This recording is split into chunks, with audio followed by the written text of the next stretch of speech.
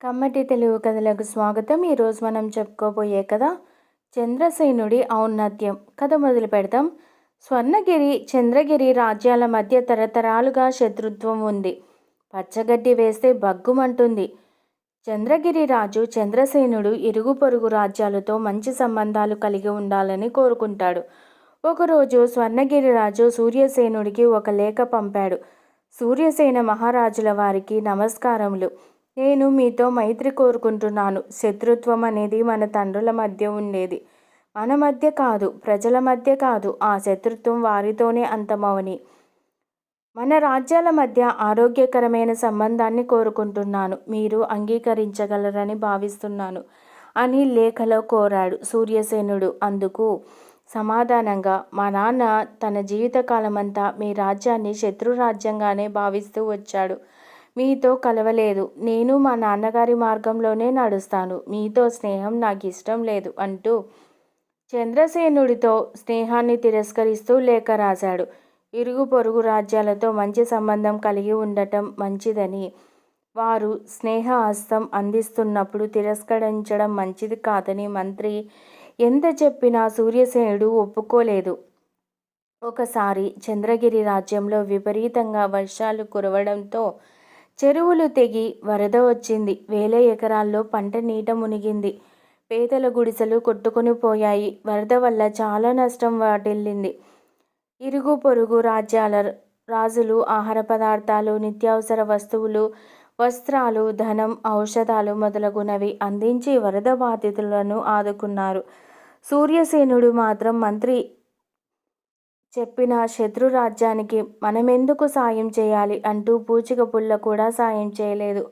ఒకసారి సాయంత్రం సూర్యసేనుడు వనవిహారం చేస్తూ ఓ మొక్కపై అందంగా ఊగుతున్న ఓ పువ్వుని చూశాడు. దాన్ని తుంచి వాసన చూశాడు. కొద్దిసేపటికి స్పృహ తప్పి పడిపోయాడు.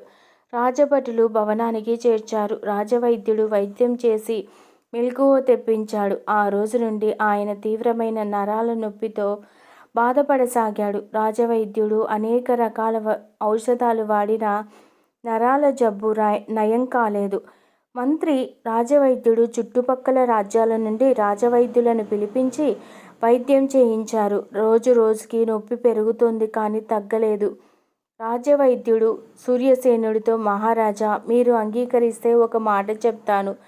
చంద్రగిరి రాజ్య వైద్యుడు సౌశీల్యుడిని మించిన వైద్యుడు ఈ చుట్టుపక్కల లేడు. వైద్యశాస్త్రంలో దిట్ట. ఆయనకు తెలియని వైద్యం లేదు. ఆయన మాత్రమే మీ జబ్బును నయం చేయగలడని నా నమ్మకం అని చెప్పాడు. సూర్యసేనుడు తటపటాయిస్తూ, చంద్రసేనుడు మనతో స్నేహం కోరితే తిరస్కరించాను. ఆ రాజ్యం వరదలతో అతలాకుతలమైతే నేను పూచిక పుల్ల కూడా సాయం చేయలేదు. ఇప్పుడు నా కోసం వాళ్ళ వైద్యుడిని చంద్రసేనుడు పంపుతాడంటారా అన్నాడు సందేహంగా. అక్కడే ఉన్న మంత్రి, ప్రయత్నిస్తే తప్పులేదు కదా, నేనే స్వయంగా వెళ్ళి అడుగుతాను అన్నాడు. సూర్యసేనుడు అంగీకరించాడు. మంత్రి చంద్రగిరి రాజ్యానికి వెళ్ళి చంద్రసేనుడితో విషయం చెప్పాడు. చంద్రసేనుడు మారు మాట్లాడకుండా తన వైద్యుడిని పంపడానికి సమ్మతించాడు. సౌశీల్యుడు మంత్రిని జబ్బు వివరాలు అడిగి రకరకాల ఔషధాలు తీసుకుని స్వర్ణగిరికి వచ్చాడు.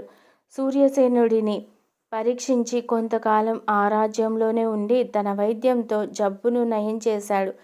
చంద్రసేనుడి పట్ల తన ప్రవర్తనను సూర్యసేనుడు పశ్చాత్తాపపడ్డాడు. ఇరుగు పొరుగుతో శత్రుత్వం మంచిది కాదని, అందరితో కలిసిమెలిసి ఉండటమే ఉత్తమ లక్షణమని, పట్టింపులతో సాధించేదేమీ లేదని సూర్యసేనుడు గ్రహించాడు. చంద్రసేనుడి ఔన్నత్యాన్ని ప్రశంసిస్తూ స్నేహం కోరుతూ లేఖ రాశాడు. ఆనాటి నుంచి రెండు రాజ్యాల మధ్య స్నేహం చిగురించింది. ఈ కథ మీకు నచ్చినట్లయితే ప్లీజ్ లైక్ చేయండి, షేర్ చేయండి. కమ్మటి తెలుగు కథల ఛానల్ని సబ్స్క్రైబ్ చేయండి. Thank you very much.